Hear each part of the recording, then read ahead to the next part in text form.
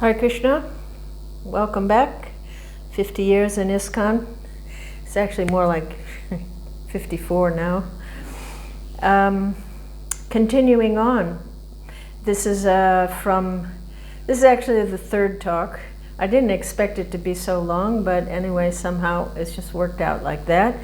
This is a third part of going through from 2015 to 2019.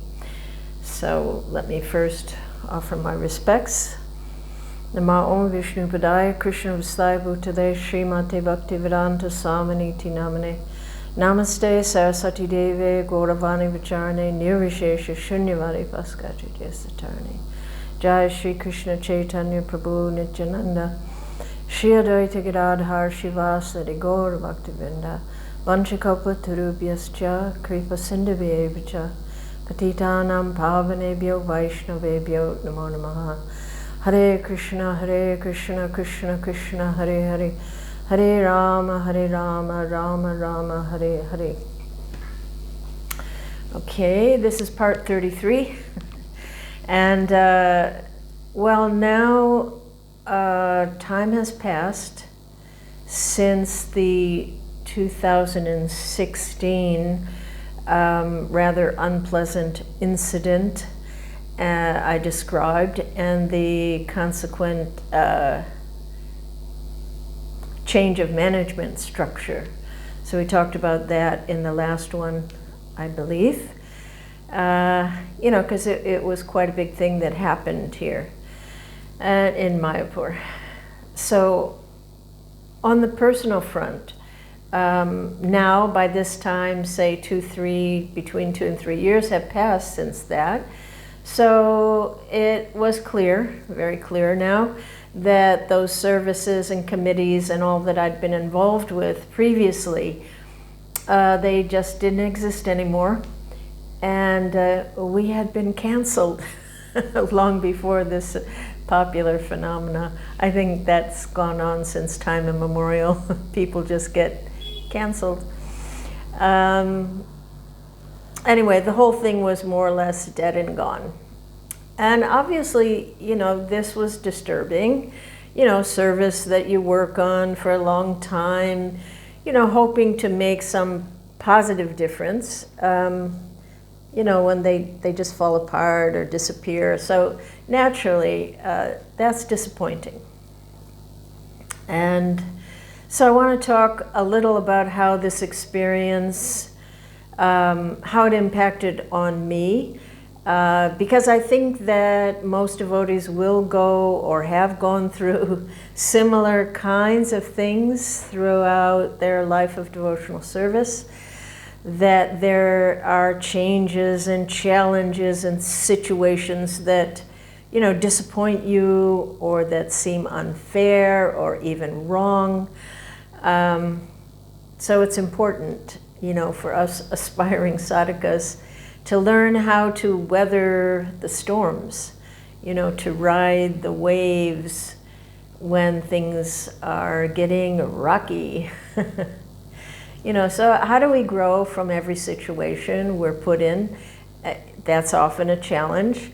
But we need to know and be convinced that every situation we find ourselves in, good or bad, it has purpose.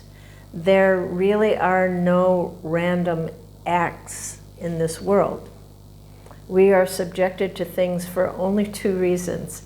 Either it's karmic situation or it's Krishna's hand directly. These are 2 things. Everything falls under these 2 things. So, but we can contemplate whatever situation we find ourselves in from different levels or different layers. There's just so many ways in which to view a situation or process it or learn from it, digest it. Naturally, we, will try to examine what's going on, on an institutional or managerial level. And then, we'll be looking at, well, is there something I can do to help in any given situation? And then, looking at how am I responding? How am I reacting to this? How does it make me feel? How is it affecting my consciousness? And of course, more deeply and most important is, what is Krishna showing me? What is Krishna teaching me? Why has he put me in a particular situation? Is there a karmic element? Or, why me? And of course, in this particular situation for me, it was disappointing, of course, that whatever, we're working on, it's not been really acknowledged, nor did anyone even really discuss any of this with, the parties concerned. It just happened. And it wasn't even necessarily consciously done. There were just many things that happened all at one time, kaboom, and affected many people, both positively and negatively. But we need to be able to look deeper. What is Krishna doing in my life? What is he pointing out to me?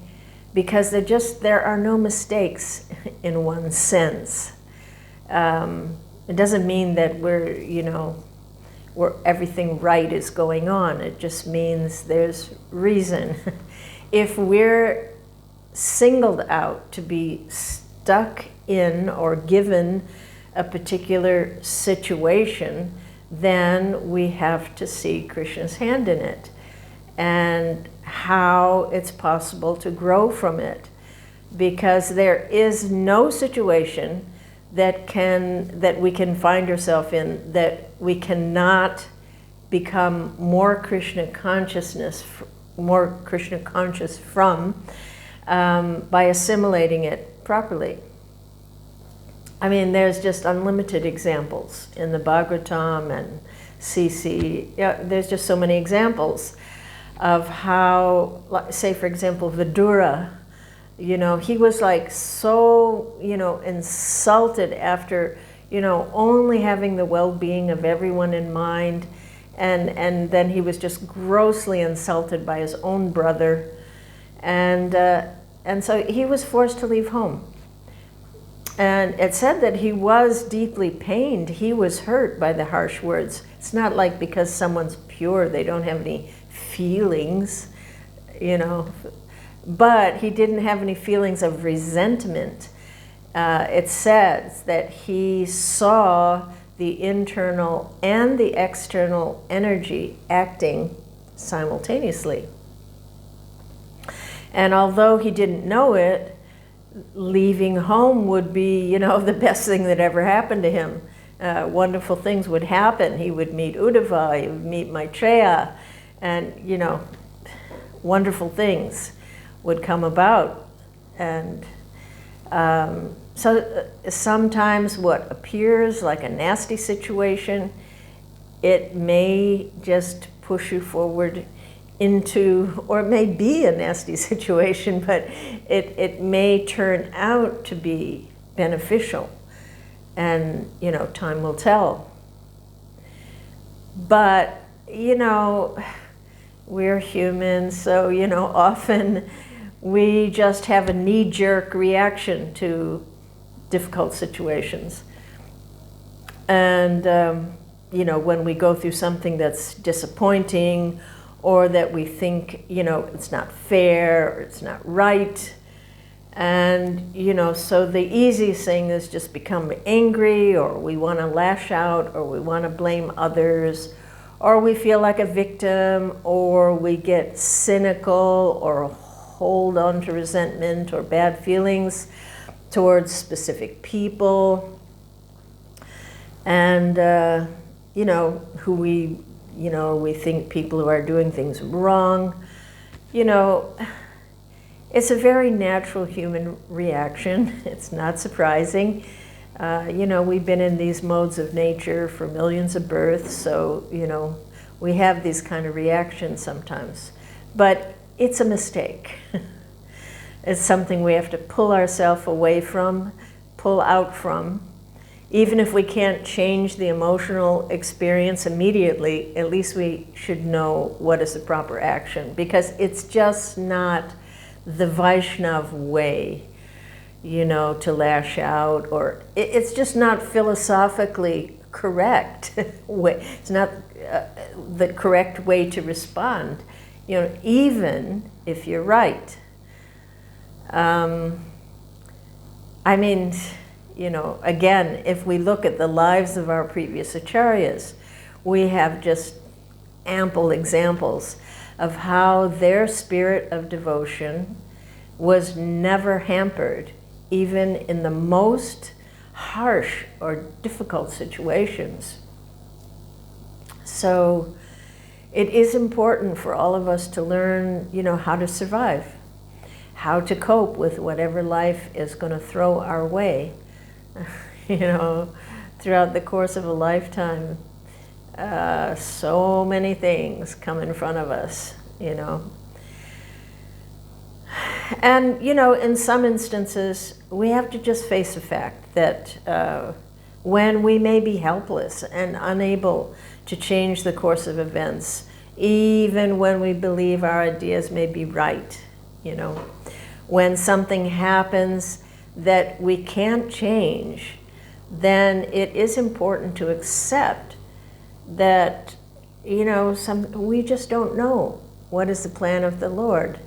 And maybe in time we will, and maybe we won't. But we still have to keep going. And this is explained. I have a quote here from the Bhagavatam. It's a very clearly explains this situation, which I will read. My dear king, do not be agitated and anxious because your sacrifices have not been properly executed due to providential impediments. Kindly take my words with great respect. We should always remember that if something happens by providential arrangement, we should not be very sorry.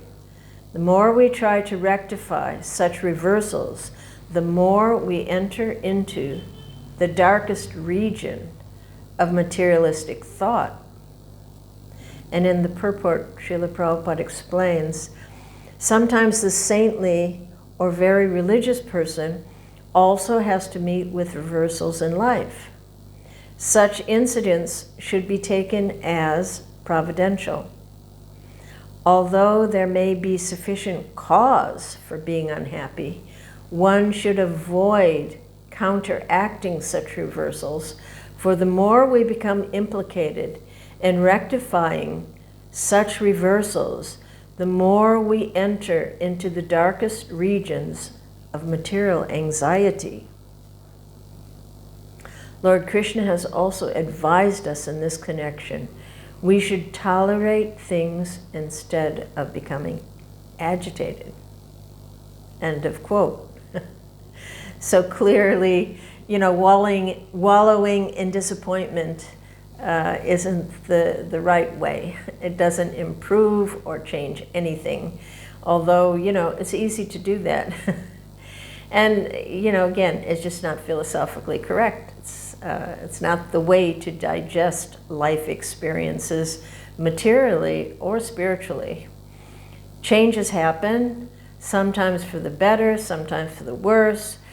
But, you know, as we pass through different stages of life, we need to keep focused on the goal and just not allow anything to get in the way of our progressive march towards stopping the cycle of birth and death and recovering our highest loving relationship. And Prabhupada's given a lot of really nice instructions in this regard also. Here's one quote from him. In the midst of the hurricane of the material world, everything changes very quickly. But if one remains silent and simply observes the actions and reactions of the hurricane, he is understood to be liberated. The qualification of the liberated soul is that he remains Krishna conscious. And in a letter, I'm not sure where that quote was from, but in a letter he wrote to one devotee, he said, "Do not be depressed. All along, my godbrothers gave me only depression, repression, compression, but I continued strong in my duty. So never mind there is some discouragement. Continue with your work in full, enthusiastic Krishna consciousness attitude of service. Go on with your work and do not for one moment feel depressed because you are rendering the highest service to Krishna, and he appreciates that. Know it for certain." It's very beautiful. Know that for certain. Krishna appreciates. So, we have plenty of adequate guidance how to move forward in any situation. And, we need to have faith and apply that knowledge to the best of our ability.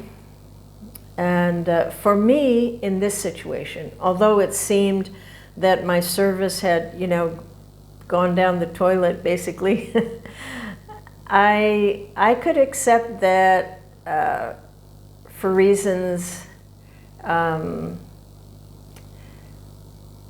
may not understand why, but I understood that I needed to move on. I need to embrace other services. And there were new things going on for me. And it was almost a relief, in a way, to stop having to attend endless meetings and trying to push forward something that there wasn't a lot of eagerness for. It was an austerity, actually. So, and I had done it more of a sense of duty and concern for the project, but, it was clearly not working. So, you think of the times when Srila Prabhupada, he was trying to do something and then he just saw this is not working. He went to Jhansi and then that didn't work, and then he did that and he did something else, So, sometimes letting go of something you're trying to do, it becomes clear that, that's the path. And for me, that was kind of even a relief. It was just a very difficult thing. So, at the same time, it's often a challenge to know when to keep trying to do something, when to keep working to change something or improve something, and when, it's just done. There's really nothing you can do. And, there's no black and white way to decide that. It's not easy to determine, and it's personal, and it requires a lot of introspection and prayer. And sometimes we just need to wait if things are not clear. See what Krishna shows us in time. Sometimes it takes a long time to be given some insight, but that comes from Krishna. So he's in the heart, and he's giving us knowledge and forgetfulness and everything. So when he wants to show us, then it'll become clear. So in the meantime, patience is a good idea. There's a nice quote that says, patience is a form of wisdom. It demonstrates that we understand and accept the fact that sometimes things must just unfold in their own time, So, but beyond the personal, there's the other layers to look at, would be what's going on institutionally or organizationally, managerially. And that's often difficult to put your finger on, and I'm not even going to try that right now. But, there is this reoccurring theme of kind of problematic impersonal dealings, because I keep bringing this up. They're just, I didn't plan it, but I'm just telling things that have happened. And so you see time and again, there's this same theme of problematic impersonal dealings. because the issues at hand, it was not even about who's right or wrong, or whether the changes, being made, whether they were good or whether they were bad. But it was about, it's more about the relationships amongst the devotees, about a lack of genuine, concern for each other, and transparency and authenticity and personal motivations. So, we hope ISKCON will survive and thrive on into the future, but I believe, it will if that we put, serious attention towards changing the way we deal with each other. I discussed this a lot previously about radical personalism. It's just very much needed. And that begins not by pointing the finger at other people that they should, that we have to do it first ourselves. We don't just expect that from somebody else or from the institution or from a leader. We have to do that individually.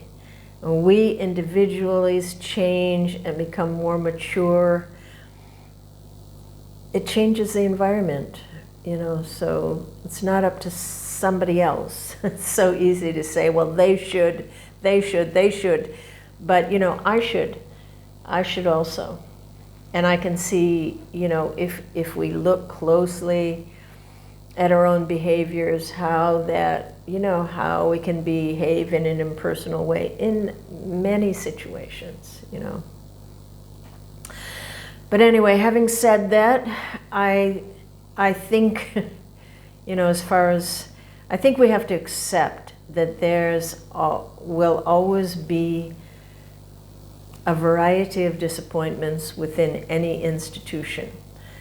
There will be unpleasant things and imperfect things happening, and there will be changes we don't like, there will be disagreements with authorities, there will be corruption. That is just the mundane reality, because much of any society is made up of Kanistha Adhikaris. That's the real issue. We don't have enough highly advanced people. So, there's just no point in thinking that everything is supposed to be peaches and cream. It's not going to. So that is an unrealistic expectation that will set you up for disappointment. And so it's best to just get this straight. This stuff is going to happen. It'll continue to happen on into the future. Not that we can't improve, but we all know that there is a downside to religious organizations. There are so many quotes to support that. Bhaktivinoda Thakur, especially Bhaktisiddhanta, he gives such warnings about, the dangers and the difficulties of organized religion. And yet, he set one up. And so did Srila Prabhupada. Because without it, we will not be able to spread Krishna consciousness in a big way. And we are doing it in a big way. We have done it in a big way, and it needs to become much bigger. So Srila Prabhupada asked us, please try to continue this. What I started, keep it alive. So, I think it's best to know that there are certainly going to be disturbances and disagreements, but we still need to push forward and try to improve the organization and try to improve ourselves. And of course, we need to learn how to do better, how to perform better, practical skills that are going to help to improve the performance of the organization and ourselves.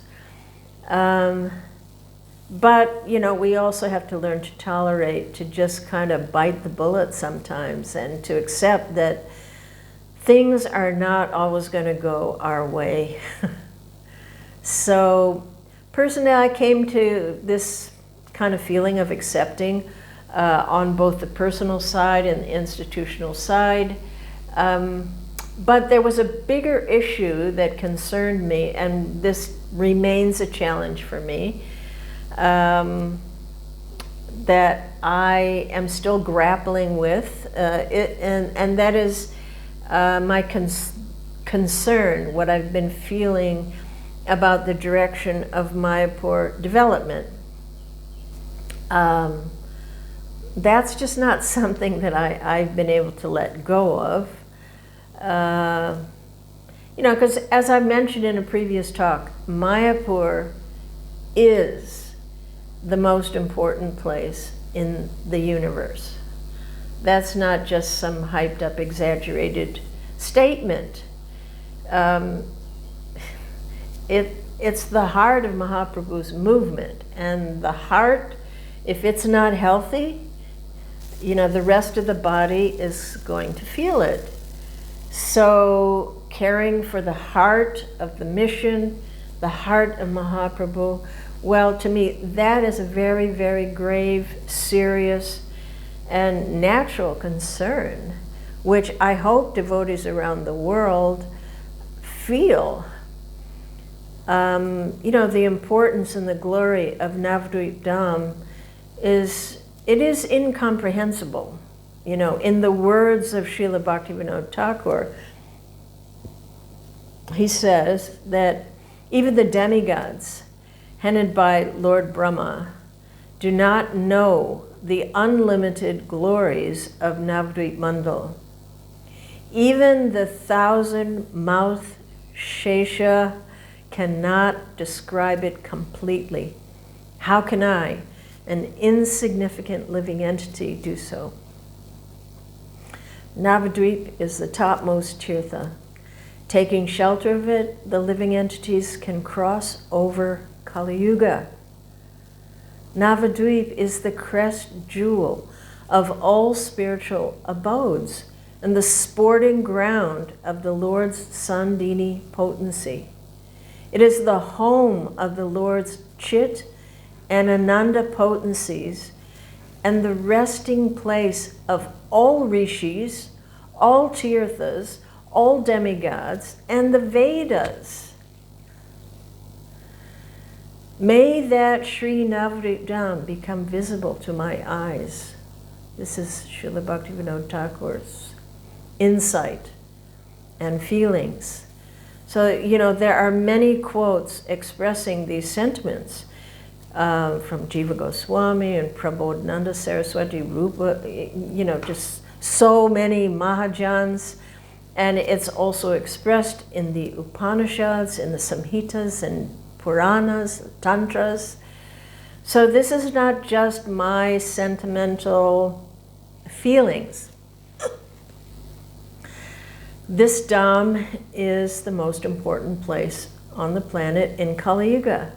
And now the development of this Dham has mostly, for the most part, fallen into the hands of ISKCON. And what a gigantic, massive, earth-shattering responsibility this is. So I think it's normal to be concerned. From the mundane perspective, this project is so far beyond anything that anybody has ever done in ISKCON to build a city. And Srila Prabhupada set this challenge. And I pray we can carry this out. But to me, there are worrying signs, and that's not a criticism, it's my subjective observation. Because we have seen what has happened to Vrindavan Dham over the last decades. And I recently read a powerful article talking about what's going on in Vrindavan, what's happened to Vrindavan, which I just felt, wow, this is so relevant to Mayapur development. So I'm going to read that article because I just think it's important. And I don't know, it's long and I hope it doesn't seem boring, but I will read it out anyway. So The transformation of Vrindavan from a spiritual haven to a commercialized tourist spot is a matter of deep concern among devotees and conservationists alike. The shift from a place of pilgrimage and religious significance to a hub of tourism has led to a decline in the spiritual ambience that once permeated the town. Sadly, once a town of thousands of temples, it's now becoming a crowded cluster of hotels, guest houses, fancy ashrams, and multi-story complexes.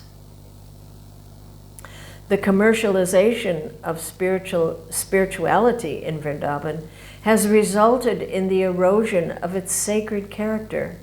The vibrant green pastures and serene Yamuna Ghats that used to evoke a sense of peace and piety have been replaced by overflowing streets, noisy markets, and haphazard constructions. The influx of tourists, along with the rapid urbanization and commercial activities, has not only altered the physical landscape of Vrindavan, but has also impacted the spiritual essence that drew people to this holy town for centuries. The Yamuna floodplains have been usurped by real estate sharks. The pollution of minds, bodies, and the environment in Vrindavan is a direct consequence of this unchecked commercialization and urbanization. The rampant construction has encroached upon the natural surroundings, leading to the degradation of the ecosystem and the loss of biodiversity. The once pure waters of the Yamuna River are now polluted, and the air is laden with dust and noise, obscuring the spiritual vibes that once resonated in the town. To restore the sanctity and heritage value of Vrindavan, conservational measures must be initiated without delay. Preserving the architectural heritage, including the ancient temples and ghats, it should be a top priority to maintain the town's historical and cultural significance. Additionally, efforts should be made to revive the green spaces and rejuvenate the Yamuna River to safeguard the natural environment and promote a sense of spirituality and tranquility. Promoting sustainable tourism practices is crucial to strike a balance between the economic benefits of tourism and the preservation of Vrindavan's spiritual ethos.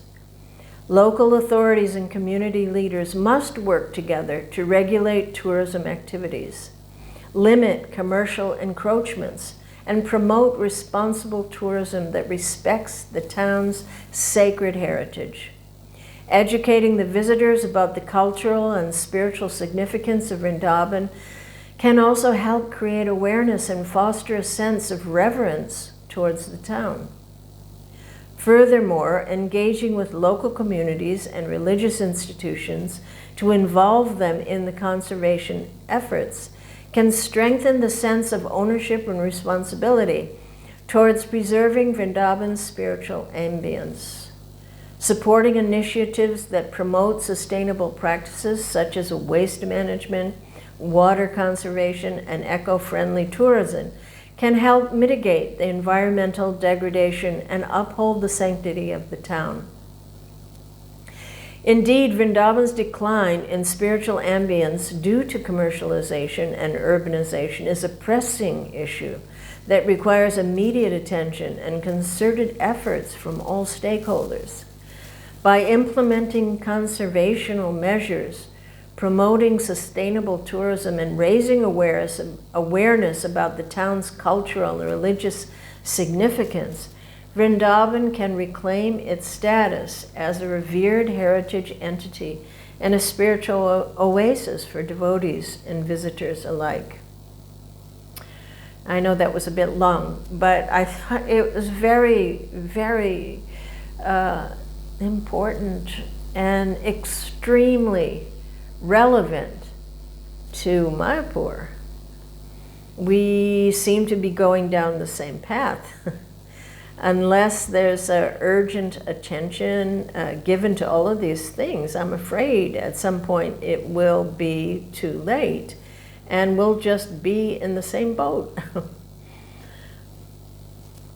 So this is a constant anxiety because I don't see that enough concern or planning to do these things is happening. And that's just my subjective opinion. I don't know everything that's going on here. But I just do not see that we have enough qualified devotees in place that have the capacity to tackle, these huge challenges of developing a world-class spiritual city. I mean, to do this, you need, broad-minded devotees, professionals, also people with vast experience and education to do such things on such a level, and to tackle these challenges. What to speak of finding adequate funding and personnel that's required. So I don't know, at this point, personally, I just pray and pray daily that the Lord sends the right people. And maybe that's even going on, but I don't see it. I'm not aware of it.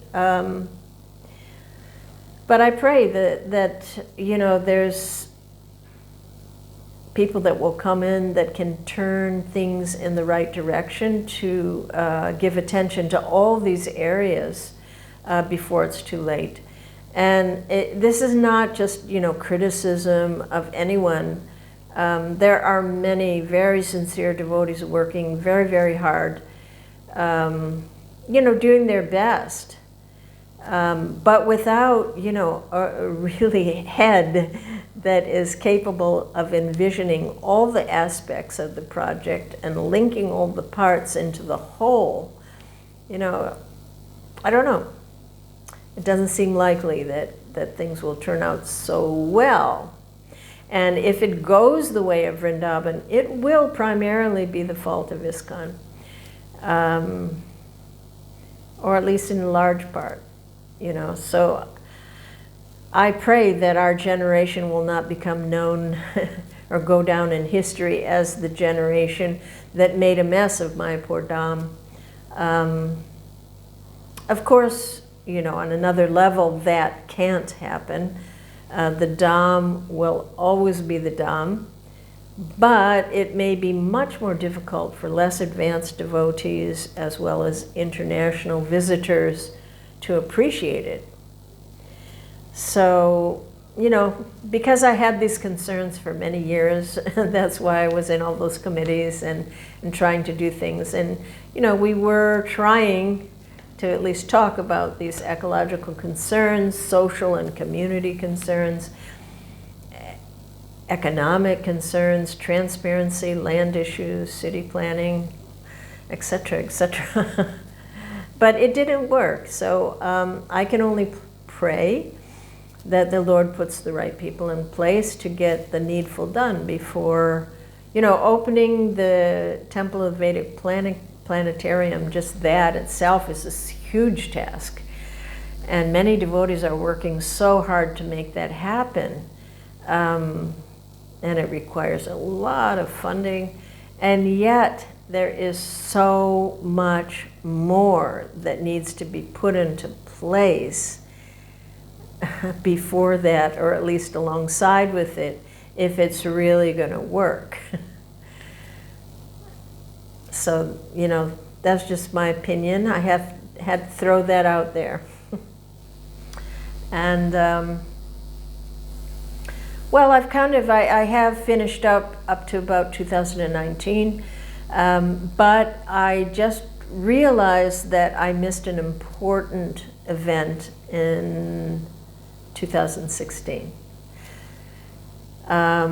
So I want to go back and talk a little about that, because it was the 50th anniversary of the incorporation of ISKCON. And that was a big milestone for our society. And so a lot of plans were made to try to celebrate that occasion in a grand way and as widely as possible. And there were many very successful and beautiful programs that were held throughout the world. And it is something to celebrate. The fact that we have survived and grown despite our youth, our immaturity, despite so many challenges and despite so many mistakes. It is remarkable and even miraculous, I would say, to think of how just 50 years ago, Srila Prabhupada incorporated ISKCON as an international society, when at the time it was a little more than, a small handful of young people in one little storefront in New York. And Prabhupada was incorporating the international society.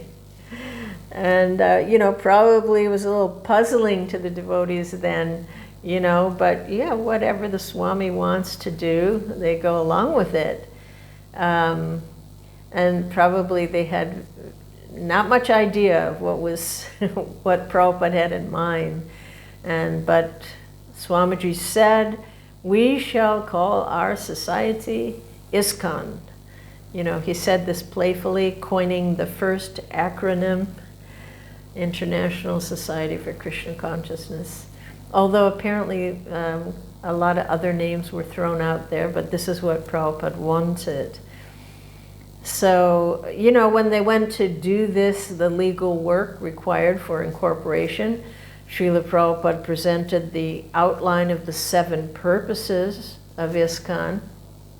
And although most of the devotees had no idea what his intentions were, Srila Prabhupada was very clear about what he wanted to do, and that which is very evident in his mission statement. And that Srila Prabhupada had been formulating this idea of this worldwide mission for decades. Apparently he wrote this mission, there's 2 other versions of this mission statement, slightly different, pretty much the same points, but, from long ago, before he had, before anything had manifested, and when he was completely alone and penniless, visionary. We've all heard these 7 points that Prabhupada wrote, but how much of it is really fixed in our heart, and how deeply have we considered what it means, what each one of these points means. It's not just blah, blah, blah, blah, blah, blah, blah, everything that Prabhupada says, it's multi-layered, there's just, you can see it on the surface, and then you can just go deeper and deeper and learn more, see more, and understand more the depth of what he wants to do. So I'm going to read those 7 purposes, because I wonder how often people even think about it. So again, hope it's not boring, but I'm going to read them and think about them as I read them. So number 1, to systematically propagate spiritual knowledge to society at large. Systematically propagate spiritual knowledge to society at large, and to educate all people in the techniques of spiritual life in order to check the imbalance of values in life and to achieve real unity and peace in the world. There is so much in that one statement. 2, to propagate Krishna a consciousness of Krishna, God, as it is revealed in the great scriptures of Bhagavad Gita, Srimad Bhagavatam. 3, to bring the members of the society together with each other and nearer to Krishna, the prime entity, thus developing the idea within the members and humanity at large that each soul is part and parcel of the quality of Godhead, Krishna. 4, to teach and encourage the Sankirtan movement, congregational chanting of the holy name of God, as revealed in the teachings of Lord Sri Chaitanya Mahaprabhu. 5, to erect for the members and for society at large a holy place of transcendental pastimes dedicated to the personality of Krishna. 6, to bring the members closer together for the purpose of teaching a simpler, natural way of life. 7, with a view towards achieving the aforementioned purposes, to publish and distribute periodicals, magazines, books, and other writings. There's just so much to be unpacked from these points. And, I really truly believe that every single devotee and every congregational member or anyone affiliated with our movement should study these purposes to understand clearly what Srila Prabhupada was trying to do. I mean, this is the only way that we can determine what we're supposed to do and whether we are doing it or whether we are drifting off the mark. So, after 50 years, how close or how far away from achieving these things are we? And it's certainly, enormous growth and change has been there. At the time of the incorporation, who could have imagined what would happen in 50 years? What it would become? At that time, the movement was, mostly young, white hippies drawn to what we saw as a new version of counterculture spirituality. Who never, certainly never thought that we were joining a new religion or becoming Hindus. We felt we were joining a revolutionary mission to transform human society. As bold and maybe even as crazy as that sounds, that is indeed what Srila Prabhupada had in mind. And he convinced us of that.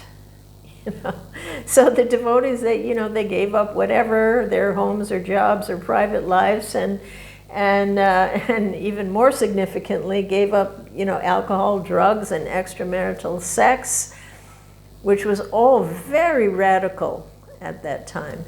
And, living together in storefronts and ashrams and communes, and everyone following a strict program of daily sadhana and spending our days and often nights fully engaged in devotional service and spreading the mission in one way or another, whether chanting on the streets, selling books, transcribing, printing books, whatever. And now, so 50 years has gone by, so what does it look like now? Wow, it is so completely different. It's a massive growth of diversity. We have old, young, every color, every nationality, Indians, Russians, Chinese, Spanish. Some still live in the temples, but mostly it's now congregational. People from all walks of life, every economic situation, all occupations, and there's just unlimited ways of practicing Krishna consciousness. So in many ways, it has really changed significantly, which is natural. But, the challenge is to remain faithful to these 7 points, to Srila Prabhupada's mood and mission. And that's, a lot easier said than done. And also the way people view us has also changed significantly in these 50 years. You know, in the 60s and 70s, you know, the Hare Krishnas were a fixture in popular culture. We were a known part of the counterculture. You know, of course, because George Harrison, you know, being in with the My Sweet Lord and, you know, the mantra in the musical Hair, and, you know, and of course through the 70s and 80s, you couldn't travel without running into a Hare Krishna in the airport. And, you know, maybe we irritated many, but we were out there and we were known and we were often appreciated also, you know. But during this 50th year, Burke Rockford, he's studied ISKCON from the beginning. He's a teacher, a sociologist. And he was saying that, you know, 20 years before, this is at the 50th celebration, he said when he would go into his class, if he asked people if they knew the Hare Krishnas, he said virtually everybody would raise their hands. Everybody knew them. But he said today, you know, half of the students, if he asks the same questions, half of them, they've never even heard of Hare Krishna. So that was, you know, and now, you know, like another 10 years has gone by since that, and or close to that anyway. And, you know, again, public opinion is changing again, and it's likely that we're becoming much more known again and appreciated. And maybe partly due to massive Indian acceptance and participation, and also with the rise of the interest in yoga and Eastern spiritual practices, you know, we are getting known again, often due to the outreach programs of the younger generations who are really popularizing kirtan in many ways through yoga studios and everywhere. And it's amazing what's going on. And I mean, well, after all, we were doing yoga long before every mom in America was wearing yoga pants. And, you know, meditation is the core of our faith. So, you know, things are changing for us in many ways, both in our own temples and communities and in the way people see us. But again, we have to constantly be, there's a need to reassess regularly, looking at these 7 mission points. How are we doing? Are we doing it?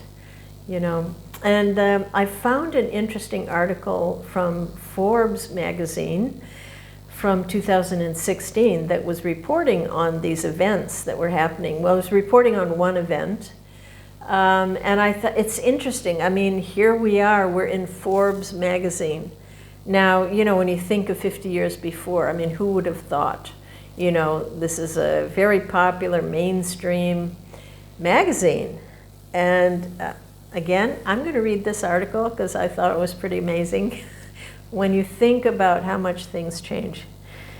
And so, yeah, I'll just finish off, I think, by reading this. Get that. The renowned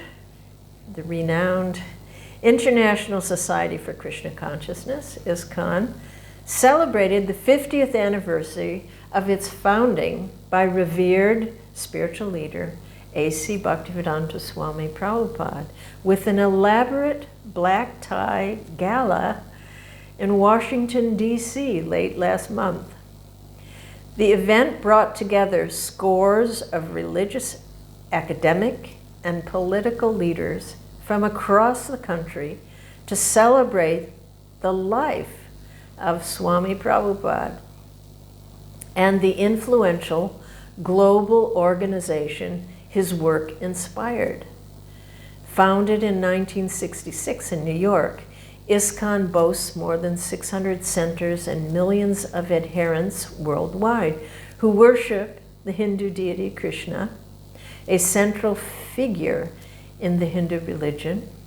Swami Prabhupada played a major role in introducing the Western world to the teachings of Krishna by translating major Hindu works including the Bhagavad Gita and Srimad Bhagavatam, into English and spreading their message across the United States. Over 300 guests attended the gala, which took place just blocks away from the White House, highlighting the interfaith support ISKCON enjoys in the United States since its inception. The guest roster included Catholic and Protestant priests, Jewish rabbis, and the new chaplain of Hindu life at Georgetown University, amongst other religious leaders. Reflecting on the significance of the event, an attendee of the gala, Rishikesh Hari, observed, quote, "At a moment in history influenced by deep internal and external division, the gala left a deep and healing impression because it united people of all faiths." In addition to high-ranking representatives from a host of foreign embassies and the executive branch, several members of Congress attended the celebration, including Congressman Joe Kennedy and Congresswoman Tulsi Gabbard. Representative Gabbard is currently the only Hindu American member of Congress, although she could be joined by several others in the upcoming November elections.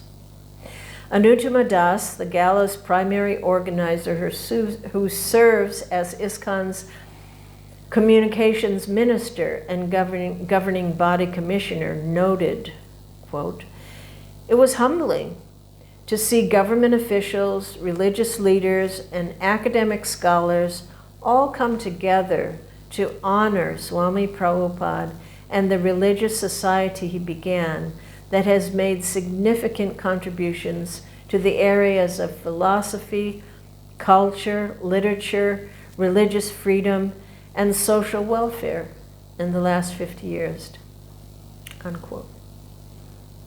ISKCON's followers include some of the country's most prominent figures.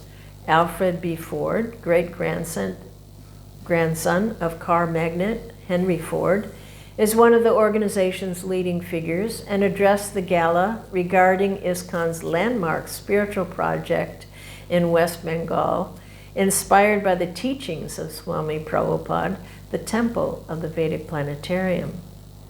Former Apple Incorporated CEO Steve Jobs recounted in his famous 2005 commencement speech to Stanford University how he relied on ISKCON temples to feed himself. Quote, "I didn't have a dorm room, so I slept on the floor in friends' rooms. I would walk the 7 miles across town every Sunday night to get one good meal a week at the Hare Krishna temple. I loved it." And of course, former Beatle George Harrison likely remains the most famous ISKCON supporter. Over the past half-century, ISKCON has established an impressive track record of public service, community activism, and charitable work.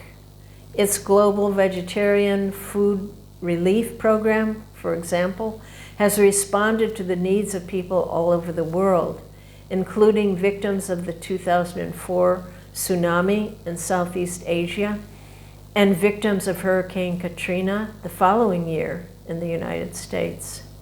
Every day, 1.2 million school children are fed daily in schools across India by ISKCON-run food relief program. Bhaktivedanta Hospital, one of 9 ISKCON-affiliated hospitals and medical clinics, treated over 200,000 patients this past year. Anutama observed, slowly but surely, ISKCON is growing globally in its influence. Its 50-year history has witnessed significant contributions to society, from promoting vegetarianism to defending religious freedom around the world. It has also helped introduce the concepts of yoga, karma, mantra, meditation, and reincarnation to the West, where they are now considered mainstream. Reflecting on what ISKCON may offer over the next 50 years, Ananda Vrindavaneshwari, president of the ISKCON Center in Washington, D.C., offered, quote, "The Hare Krishna's core practice of devotional service or service to the divine and emphasis on compassion for all living beings has the potential to help solve the major issues facing the world in the years ahead." World leaders have joined the chorus, congratulating ISKCON. Former British Prime Minister David Cameron celebrated the 50th anniversary at an ISKCON center outside of London in June, and Canadian Prime Minister Justin Trudeau recently wrote a letter celebrating the teachings and wisdom of the faith. Indian Prime Minister Narendra Modi wrote a letter in August praising 5 decades of selfless service and commending the efforts of the ISKCON family in sectors like education, publishing, and disaster relief. The gala in Washington is one of hundreds of such celebrations around the world this year, with additional commemorations expected throughout the end of the year in the United States and abroad. Other notable events included an academic conference at the Harvard Center for the Study of World Religions on the global impact of the Hare Krishna movement in April, and a celebration at the Sydney Opera House in August. Another major gala event is planned in Houston in December. That's a pretty cool article. And there were other impressive articles also. This one example. And one of them, they noted that in 2010, Srila Prabhupada was listed as one of 10 famous folks who launched careers after the age of 50. Not exactly a career, but nice that they appreciate. And they often also quote frequently Dr. Harvey Cox, emeritus professor at Harvard Divinity School. His statement was that, "I am impressed with how much the teachings of one man and the spiritual tradition he brought impacted themselves into the lives of so many people. In my view, Srila Prabhupada's contribution is a very important one and will be a lasting one." So, it's wonderful to see that gradually who Srila Prabhupada is and what he has done is being recognized more and more. And hopefully that will grow exponentially over time. And although, we all know there have been a lot of dark times, there continue to be dark areas, and all those things can make one very cynical.